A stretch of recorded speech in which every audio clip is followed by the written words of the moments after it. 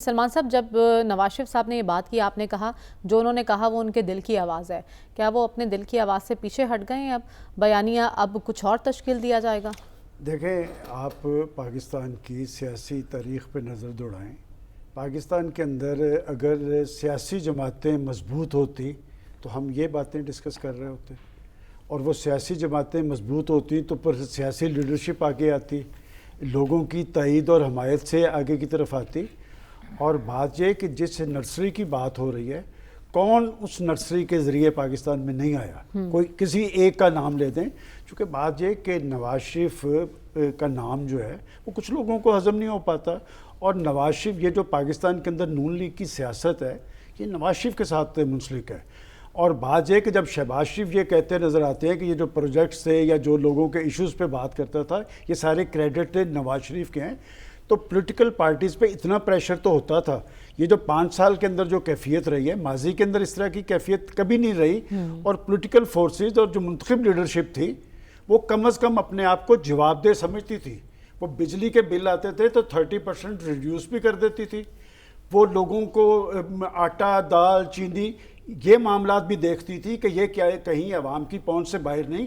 اور اسی لاہور کے اندر جب آٹا بحران آتا تھا تو چوکوں کے اندر ٹرک کھڑے ہوتے تھے۔ یہ نہیں ہوتا تھا کہ جی یہ جو آتے نا چور دروازوں کے ذریعے، ان کے اپنے ہاتھ پاؤں تو ہوتے نہیں، پھر بڑے بڑے سکینڈل سامنے آتے ہیں، چونکہ وہ تبدیلی سیاست کے نام پہ آتے ہیں۔ لیکن سب سے بڑا آٹا سکینڈل بھی ان کے دور میں آتا ہے، چینی سکینڈل بھی ان کے دور میں آتا ہے۔ نون لیگ کو عوام میں پذیرائی ملے گی اس بیانیے کے ساتھ، مفاہمتی بیانیے کے ساتھ؟ نواز شریف بات یہ کہ وہ جو بات کرتا ہے، میں آپ کو ایک بات یقین سے کہتا ہوں، یہ 2 ہفتوں کی بات ہے۔ نواز شریف یہ کمپیریزن کرتا نظر آئے گا آپ کو کہ 2017 تک حالات کیا تھے اور 2017 کے بعد جو تباہی و بربادی آئی کیوں کر آئی ہے۔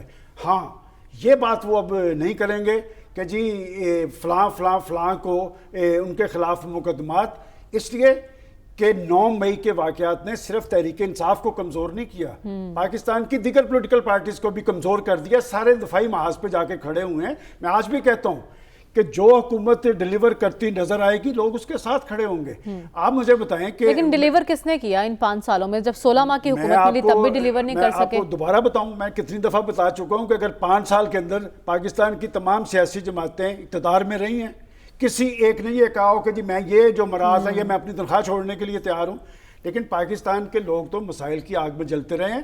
ہاں، نواز شریف کا ایک مسئلہ ضرور ہے، نواز شریف آ کے پھر وہی بات کرے گا کہ 2017 تک یہ پوزیشن تھی، وہ اشیاء ضروریات کی قیمتیں ضرور بتائے گا۔ میں نے آپ کو بتا دیا کہ اگلی بات دیکھیں، اس پارٹی کے اندر 2 بیانیے پہلے سے رہے ہیں، اور یہ دیکھ لیں کہ اگر شہباز شریف کا بیانیہ غالب آیا ہے تو اس کی وجہ پاکستان کی صورتحال ہے۔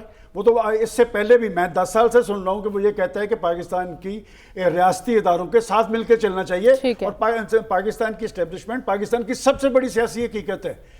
کسی کا نام لیں کہ کون ان کے ذریعے نہیں آیا، اور پھر جانے کے راستے ساروں کے مختلف ضرور ہیں، اور میں سمجھتا ہوں کہ جانے کا طرز عمل اگر اسی سے ہی آپ کوئی تاریخ سے سبق حاصل کر لیں تو آپ اپنی لائن درست کر سکتے ہیں۔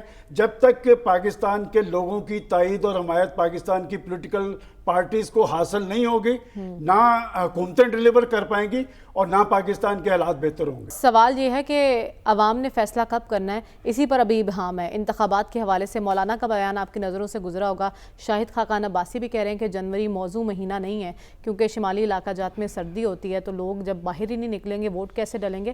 تو کیوں ان کی خواہش ہے کہ انتخابات آگے چلے جائیں؟ یہ نہیں کہہ رہے کہ جی لمبے عرصے کے لیے الیکشن ملتوی کر لیں۔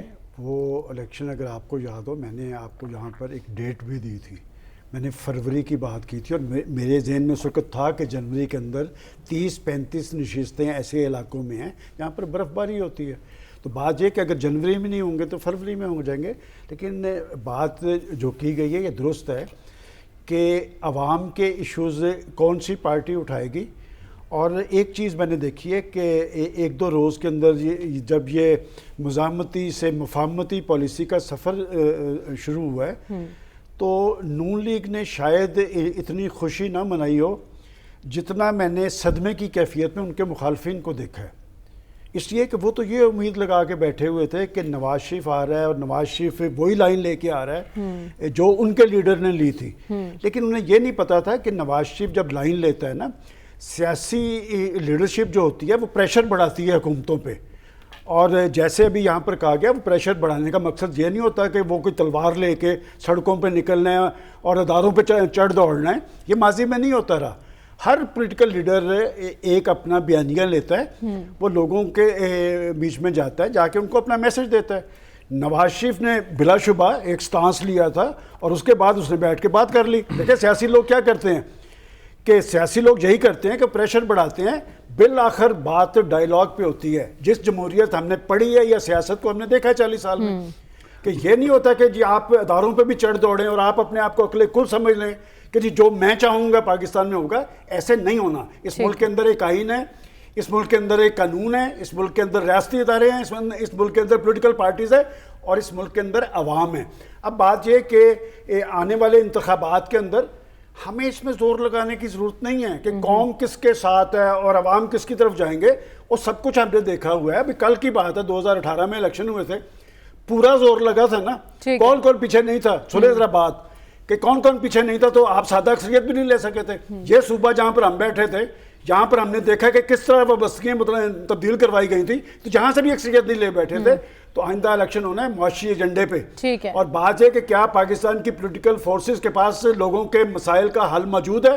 ایک بات میں آپ کو بتا دوں کہ نواز شریف کا جادو چلے گا، اس لیے کہ اس نے 3 حکومتوں میں ڈیلیور کر کے دکھایا ہے.